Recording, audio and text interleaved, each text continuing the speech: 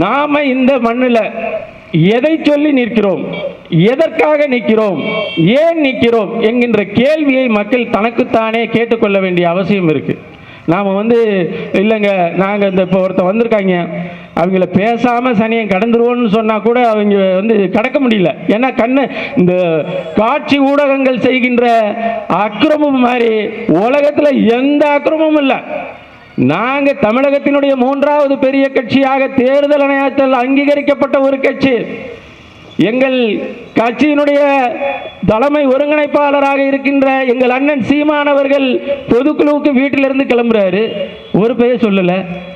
அங்கேருந்து வாகனத்தில் தான் வந்தார். அதுவும் விஜயை விட வேகமாக போகிற வாகனம் தான் எங்கள் அண்ணன் வர்ற வாகனம். ஒருத்தன் டிவியில் காமிக்கல.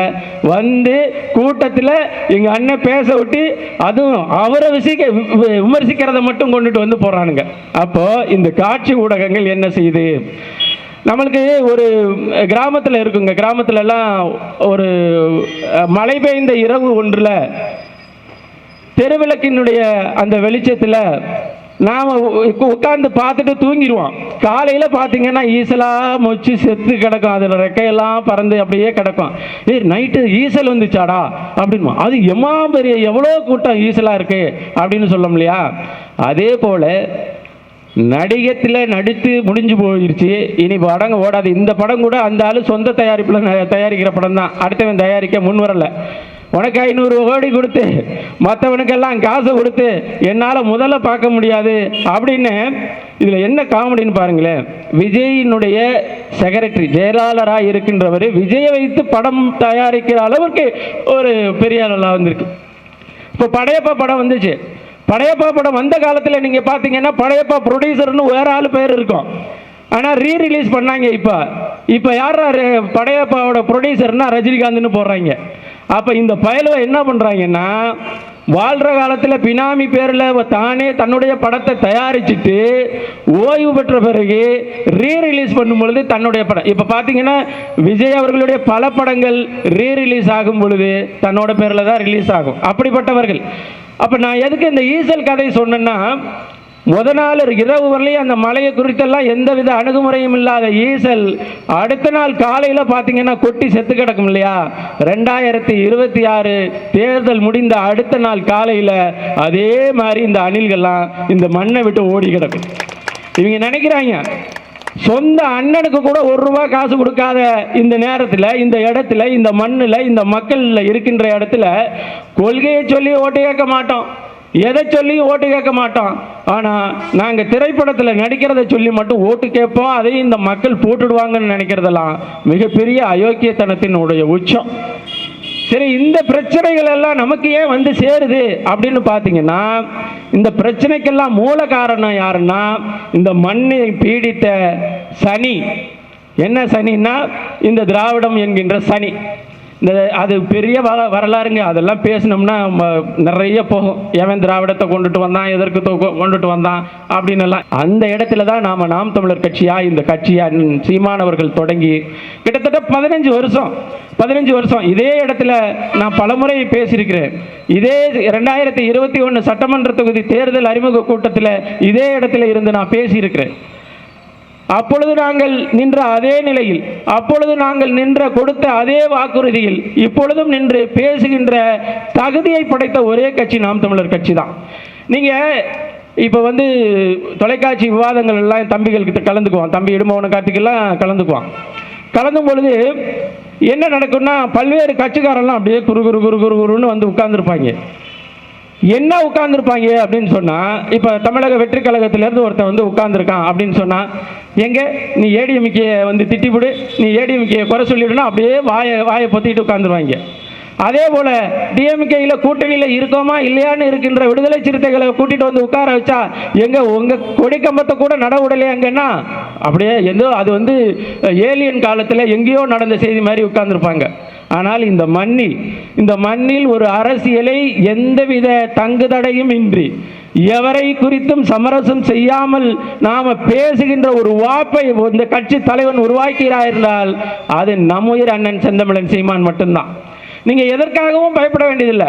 ஏன்னா நாம் கொள்ளையடிக்கலை, லஞ்சம் வாங்கலை, போன தேர்தல் 5 வருஷம் ஆட்டையை போட்டு சொத்து சேர்க்கலை, அல்லது இவனோட கூட்டணி அவனோட கூட்டணி, ஒரு சீட்டுக்காக 2 சீட்டுக்காக எவனோடைய மண்டியிடாமல் இருந்திருக்கிறோம். இப்போ இவ்வளோ பெரிய தகுதிகளை கொண்ட ஒரு கட்சி என்றால் அது நாம் தமிழர் கட்சி தான். இப்போ அந்த வகையில் தான் நான் வந்து மறுபடியும் இந்த மண்ணில் திருவையாறு சட்டமன்ற தொகுதியின் வேட்பாளராக அண்ணன் சீமான் அவர்கள் அறிவித்திருக்கிறார். இது கூட்டம் வந்து ஐயா வேளாண் பெருங்குடியின் நம்மாழ்வார் அவர்களினுடைய நினைவேந்தல் ஒரு கூட்டமும் கூட. கூடுதலாக இங்கே இருக்கின்றவர்களுக்கு நம்மவர்களுக்கு இந்த தொகுதியினுடைய நாம் தமிழர் கட்சியினுடைய வேட்பாளர் அறிமுக கூட்டமாகவும் இதை நாங்கள் பார்க்கிறோம். அடுத்தடுத்து இங்கே வருவோம். திருவையாறு வந்து இன்னும் பல கூட்டங்களை நாம் தமிழர் கட்சியினுடைய கூட்டங்களை பார்க்க இருக்கின்றது. அதனால் தொடர்ந்து உங்களை வந்து நாங்கள் சந்திப்போம். நாங்கள் கேட்குறது, உங்கள் மனசாட்சிக்கிட்ட நாங்கள் கேட்குற ஒரே ஒரு கேள்வி தான். நீங்கள் எதற்காக திராவிட முன்னேற்ற கழகத்திற்கு ஓட்டு போடணும்னு நினைக்கிறீங்க? அதை சொல்லுங்கள். நீங்கள் எங்களுக்கு ஓட்டு போடாட்டினா கூட பரவாயில்ல. நீங்கள் எதற்காக திராவிட முன்னேற்ற கழகத்தை ஆதரிக்க வேண்டும்? உங்கள் பிள்ளைக்கான எதிர்கால வாழ்க்கையை அது உறுதி செய்திருக்கிறதா? உங்களுடைய வாழ்க்கையை, நடைமுறை வாழ்க்கையை அது உறுதி செய்திருக்கிறதா? அல்லது கடந்த காலத்தில் உங்களுக்கு வளமான வாழ்க்கையை கொடுத்து இந்த மண்ணின் மக்களினுடைய வாழ்க்கையை, அதாவது பாலாரும் தேனாரும் ஓடுகின்ற அந்த நிலையில் இந்த மண்ணின் மக்களை வைத்திருக்கிறதா? இல்லை குறைந்தபட்சம் மாதம் 1000 ரூபாய் வாங்காத நிலையிலாவது நம்மை வளமோடு இந்த அரசு வைத்திருக்கிறதா? எதற்காக போடுறீங்க? எதற்காக? அதற்கு அப்போ அது இல்லாட்டினா அடுத்த கட்சி இப்படி நம்ம போகிறோம் இல்லையா? இந்த மண்ணில் நீங்கள் வாக்கு செலுத்துவதற்கு தகுதியான ஒரு கட்சி அப்படின்னு நம்ம சொல்கிறோம் இல்லையா? நம்ம வீட்டில் நம்ம பொண்ணை ஒருத்தருக்கு கட்டி கொடுக்குறோம். அவன் குடிக்காதவனாக இருக்கணும், அவன் தண்ணி கடிக்காதவன், சிகரெட்டு குடிக்காதவனாக இருக்கணும், அவன் 3 சீட்டு விளையாடாதவனாக இருக்கணும், இன்னும் அவனுக்கு வந்து ராகு கேது அதெல்லாம் பார்ப்போம். அதெல்லாம் கூடுதலாக இது வந்து தனியான வழக்கம், அதாவது ஒழுக்க நெறிகளாக நாம் பார்க்கறது வந்து குடிக்காமல் இருக்கணும், அவன் இது அதெல்லாம் பார்க்குறோம் இல்லையா? நம்ம பொண்ணை கட்டி கொடுக்கறதுக்கு இவ்வளோ தகுதியை நாம் பார்க்குறோம். ஆனால் 5 வருடம் நமது மண்ணை ஆள்வதற்கு மட்டும் மொல்ல மாறி முடிச்சவிக்கு, கஞ்சா விற்கிறவன், இந்த டாஸ்மார்க் விற்கிறவன், இப்படிப்பட்டவனுக்கெல்லாம் நம்ம கொடுத்துறோம். இது என்ன ஆகுது தெரியுமா? நமக்கு வந்து இப்போ சராசரியான இங்கே வந்து இந்த மண்ணில் சராசரியான இறப்பு வயது வந்து குறைந்து கொண்டே வருது. 79 வயசு இருந்தது. இப்போ பார்த்தீங்கன்னா 2025 WHO ரிப்போர்ட்டின் படி தமிழ்நாட்டில் இருக்கின்ற, இந்தியாவில் இருக்கின்ற, குறிப்பாக தமிழ்நாட்டில் இருக்கின்றவர்களினுடைய சராசரி ஆயுள் காலம் என்பது 60 வயசு. 60 வயசு தான். இந்த 60 வயசு எதனால் குறைக்கப்பட்டது அப்படி என்றால், இந்த சரக்கடிக்கிறது, இந்த மண்ணில் வந்து மோசமான சுற்றுச்சூழல் பாதிப்பு, இந்த திராவிட கட்சிகள் கொண்டு வந்த இந்த இன்னும் நிறைய இருக்கு. இது போன்ற காரணங்கள் தான் நாம் தமிழர் கட்சி என்கின்ற ஒரு கட்சியை பிரசவித்திருக்கின்றது. அதே போல இந்த பூமி வந்தில் ஒரு கட்சியின் தலைவன் எந்த குறைபடாத ஒரு மனிதன் என்று சொன்னால் அது நாம் தமிழர் கட்சியினுடைய தலைவராக பார்க்கின்ற தமிழ் தேசிய இனத்தினுடைய ஒற்றை அடையாளம் எங்கள் தேசிய தலைவர் மேதகு பிரபாகரன் மட்டும்தான். எனக்கு ஏன் இந்த தலைவர்களோட தேசிய தலைவரை ஒப்பிடக்கூடாது அப்படின்னு நினைக்கிறேன்னா, ஒப்பிடுவதே அவருக்கு செய்கிற பாவம். எப்போ உங்கள் கட்சி தலைவர் கருணாநிதி, எங்கள் கட்சி தலைவர்னு ஒப்பிடக்கூட கூடாது. ஏன் என்றால் இந்த மண்ணில் ஒப்பாரும் மிக்காரும் இல்லாத ஒரு மாபெரும் தலைவனாக கொண்டிருக்கின்ற ஒற்றை கட்சி நாம் தமிழர் கட்சி தான். எங்கள் கட்சியினுடைய தலைவர் யாரு அப்படின்னு சொன்னால், திராவிட முன்னேற்ற கழகத்தில் அவங்களுக்கு இப்போ ஒரே குழப்பமாக இருக்கும். கருணாநிதியை சொல்கிறதா, அண்ணாவை சொல்கிறதா, யாரை சொன்னாலும் திட்டுவாங்க. இல்லை பேசாமல் பெரியாருன்னு சொல்கிறதா, ஐயோ சொல்ல வேணாம், இப்போ நண்டு சிண்டெல்லாம் போட்டு புழக்க ஆரம்பிச்சிருச்சு, அந்த ஆளை ஈவேராவை சொல்ல வேண்டாம் அப்படின்னு. இங்கிட்டே அண்ணா திராவிட முன்னேற்ற கழகம் அவங்க வந்து இப்போ தாய் இல்லாத பிள்ளை, தந்தை இல்லாத பிள்ளை என்ற நிலையிலிருந்து தாய் இல்லாத பிள்ளை அப்படின்னு மாறி போயிட்டாங்க. அடுத்து வந்து தமிழக வெற்றி கழகம் போயிட்டு இருக்கு. உங்களுக்கு தலைவர் யாரா அப்படின்னு சொன்னால் அவனுக்கு செங்கோட்டையன்கிறாங்க. கொள்கை தலைவர் யாருனாலே செங்கோட்டையன்கிறாங்க. செங்கோட்டையனே தலைவர் தெரியாம தான் இங்கே வந்து சேர்ந்துக்கிட்டு இவர தலைவருங்கிறாரு. அப்படியான ஒரு சூழல் இருக்கு. அப்போ நாம தகுதியானவர்களுக்கு வாக்களித்தால்தான் நமது மண் தகுதியானவர்களால் ஆளப்படும். தகுதியானவர்கள் ஆளப்பட்டால்தான் இந்த மண்ணில் ஒரு தகுதியான தலைமுறை வளர்த்தெடுக்கப்படும். அதை நோக்கி நாம் நகர்வோம். நிறைய பேச்சாளர்கள் இங்கு பேச இருக்கிறாங்க, அதனால நான் அதிக நேரம் எடுத்துக்க விரும்பலை. கூடுதலாக நான் மறுபடியும் எல்லாரையும் வந்து தனித்தனியாகவும் சந்திப்பேன் வேட்பாளருங்கிற முறையில். மறுபடியும் இதே தேரடி திடலில் உங்களை மறுபடியும் வந்து இதே போன்ற ஒரு பொதுக்கூட்டத்தில் சந்திப்போம். இந்த மண்ணில் நீங்க வாக்கு செலுத்துவதற்கு முன்னாடி தகுதியானவர் யார் என்று நீங்கள் முடிவு செய்துவிட்டு வாக்கு செலுத்துங்கள். நீங்க இந்த மண்ணில் நிற்கின்ற வேட்பாளர் எங்களை விட, எங்கள் கட்சியை விட, இந்த எங்கள் கட்சியினுடைய தலைவரை விட, எங்கள் கட்சியினுடைய தலைமை ஒருங்கிணைப்பாளரை விட, இந்த மண்ணில் நிற்கின்ற வேட்பாளரை விட தகுதியானவர் என்று அவர்கள் தெரிந்தால் அவர்களுக்கு வாக்கு செலுத்துங்கள். இல்லை என்றால் உங்களுடைய வாக்கு கட்டாயம் நாம் தமிழர் கட்சியினுடைய சின்னமாக இருக்கின்ற விவசாயி சின்னத்தில் தான் இருக்கும் என்பதை தெரிவித்துக் கொண்டு தந்த வாய்ப்புக்கு நன்றி கூறி முடிக்கிறேன். நன்றி, வணக்கம். நாம் தமிழர். கொள்கை என்பது நாம் அரசியலில் என்ன லட்சியத்திற்காக போராட வந்திருக்கிறோமோ அந்த சித்தாந்தத்தை முன்னிறுத்தி நாம் போராடுவதற்கு ஏதுவாக நாம் முன்னெடுக்கிற ஒரு ஆயுதம். அப்போதுதான் அரசியல் நாம் பயணிக்க முடியும். நாம் எதற்காக அரசியலுக்கு வந்திருக்கிறோம், என்ன நோக்கத்திற்காக இந்த மக்களுக்காக உழைக்க வந்திருக்கிறோம், அந்த சித்தாந்தமும் சிந்தனையும் தான் உங்களை நல்வழிப்படுத்தி உங்கள் லட்சியத்திற்கு வெற்றியை கொடுக்கும். அப்படி இதுவரை இருந்த அரசியல் கட்சிகள் தமிழ்நாட்டில் திராவிட முன்னேற்ற கழகம் ஒரு சித்தாந்தத்தை வைத்திருந்தது, திராவிடம் என்கிற சித்தாந்தம். அதற்கு பிறகு வந்த நாம் தமிழர் கட்சி தமிழ் தேசியம் என்கிற ஒரு சித்தாந்தம், கோட்பாடு, கொள்கையை முன்னிறுத்தி அரசியல் கட்சியை வழிநடத்தி வருகிறது. அப்படி இருக்கும் பொழுது கொள்கைகளுக்கும் கோட்பாடுகளுக்கும் தமிழ் மண்ணில் சண்டை நடந்து கொண்டிருக்கிறது. கொள்கை இல்லாத ஒரு கூமுட்டை கூட்டம் தன் திரை கவர்ச்சியை முன்னிறுத்தி மக்களை முட்டாள்களாக்கி ரசிகர் கூட்டத்தை பயன்படுத்தி ஆட்சி அதிகாரத்தை பிடிக்க வேண்டும் என்று திட்டம் போட்டுக் கொண்டிருக்கிறது. திராவிட முன்னேற்ற கழகம் 50 ஆண்டுகள் கழித்து வந்து நாட்டை கெடுத்தான். இந்த தற்கொலை கூட்டம் வரும்போதே தமிழ்நாட்டை கெடுத்துட்டு வரான். நம்ம உஷாரா இருக்கணும். விஜய் எல்லாத்துக்கும் பதில் சொல்லுவாரு.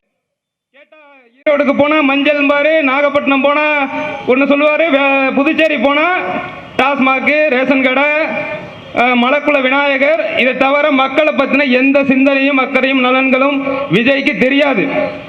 ஏன்னா எழுதி கொடுக்கிறவர் மக்கள் சார்ந்த பிரச்சனைகளையோ நாட்டில் இருக்கிற பிரச்சனைகளோ ஒருபோதும் விஜய்க்கு சொல்லிக் கொடுப்பது கிடையாது. அப்படி இருக்கும் பொழுது கொள்கை இல்லாத ஒரு கூட்டத்திற்கு நாம் வாக்கு செலுத்தி என்ன ஆக போகிறோம் என்று முதலில் சிந்தித்து பார்க்கணும். இந்த நிலத்தில் இயற்கை வளங்களை முதற்கொண்டு சூறையாடி கொழுத்து திரிகிற திராவிட பன்றிகள் அவர்களை புறக்கணிக்க வேண்டும் எனில் இந்த நிலத்தில் எதிரான நேர் எதிரி தமிழ் தேசியம் மட்டும்தான். அந்த தூய தமிழ் தேசியத்தை கையில் எடுத்திருக்கிற நாம் தமிழர் கட்சிக்கு தான் உங்கள் வாக்கு செலுத்த வேண்டுமே என்று உங்கள் மனசாட்சியை தொட்டு நீங்கள் கேட்டு பாருங்கள். இந்த நிலத்தில் 15 ஆண்டுகளாக நாம் தமிழர் கட்சி உழைத்துக் கொண்டிருக்கிறது. திராவிடர்களுக்கு எதிரான எல்லா சதி திட்டங்களுக்கும் எதிராக நாம் தமிழர் கட்சியின் தலைமை ஒருங்கிணைப்பாளர் அண்ணன் சீமான் அவர்கள் குரல் கொடுத்து மக்கள் போராட்டத்தில் பங்கெடுத்து 15 ஆண்டு காலம் உழைத்துக் கொண்டிருக்கிறார். தனி மனிதனாக, தனி உழைப்பாக, எந்த பின்புலமும் இன்றி அரசியல் கட்சியை தொடங்கி இந்த நிலத்தில் தமிழ்நாட்டின் 3வது பெரிய கட்சியாக அங்கீகரிக்க முடியும், என் மக்கள் ஆதரவு கொடுப்பார்கள் என்ற நம்பிக்கையில் வளர்ந்து வந்து கொண்டிருக்கிறோம். நாங்கள் 50 திரைப்படங்கள் நடித்தோ, பல ஆயிரக்கணக்கான கோடி பணத்தை கொள்ளையடித்து வைத்துக் கொண்டோ, இப்படி நாங்கள் அரசியல் கட்சி தொடங்கி எல்லா புகழும் பார்த்துட்டாரு விஜய். திரைப்படத்தில் எல்லா புகழும் பார்த்துட்டாரு. அவருக்கு அதிகார புகழ் மட்டும்தான் தேவைப்படுது. இப்ப அது ஒண்ணுதான் அவருக்கு இப்ப குறை. அதிகார புகழையும் நம்ம பார்த்துடணும். தன் ரசிகர் கூட்டத்தை வைத்து ஆட்சியை பிடித்து அதிகாரத்தை பிடித்து எந்த நாகரிகமும் இல்லாத ஒரு கொள்ளை கூட்டம் இந்த தற்கொலை கூட்டம் டிவிக்கு.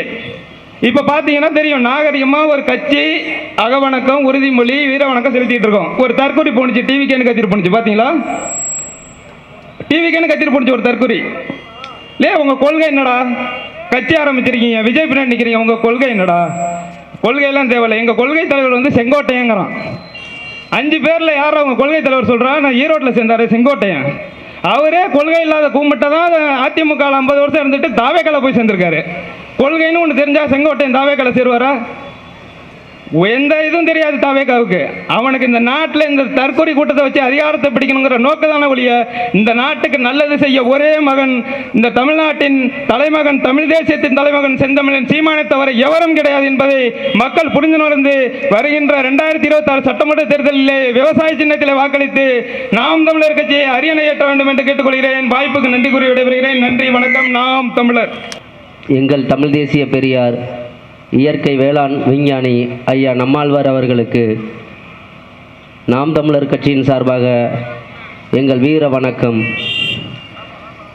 ஐயா நம்மாழ்வார் அவர்கள் தன் வாழ்நாள் இறுதி வரை மண்ணின் வளங்களுக்காகவும் மக்களின் நலன்களுக்காகவும் போராடி உயிர் நீத்தவர். தனது இறுதி நாளில் கூட போராட்ட களத்தில் உறுதியாக நின்று பல்வேறு மக்கள் பிரச்சனைக்காக போராடியவர். அப்படிப்பட்ட ஒரு மாமனிதனை நினைவு கூறுவது, வீர வணக்கம் செலுத்துவது தமிழரின் மரபு. அது நாம் தமிழர் கட்சி ஒவ்வொரு ஆண்டும் அதை அனுசரித்து கொண்டு இருக்கும். ஏனென்றால் அவர் மண்ணின் மக்களின் உரிமைக்காக, நிலத்தின் வளத்தை காப்பதற்காக, நஞ்சில்லாத உணவை மக்கள் அருந்த வேண்டும் என்பதற்காக தனது இறுதி நாள் வரையில் போராடியவர். அவர் இந்த மண்ணின் மக்களின் வாழும் இந்த பகுதியில் வாழ்ந்தவர். அவருக்கு மீண்டும் நாம் தமிழர் கட்சியின் சார்பாக எங்கள் வீர வணக்கத்தை செலுத்தி விடைபெறுகிறோம். நன்றி.